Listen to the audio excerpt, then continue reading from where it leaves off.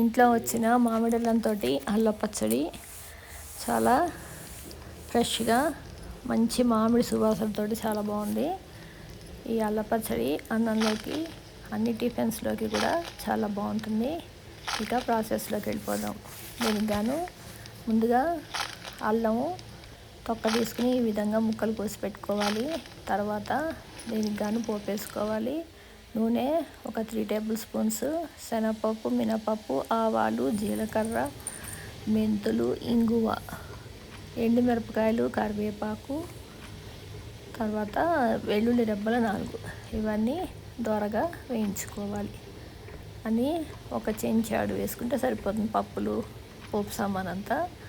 తర్వాత ఇది గ్రైండ్ చేసేటప్పుడు ఒక పెద్ద స్పూనుడు బెల్లం, తగినంత ఉప్పు, పసుపు చిటికెడు, చింతపండు ఒక పెద్ద నిమ్మకాయ సైజ్ అంతా, ఆ పండు అలాగే వేసేసుకోవచ్చు.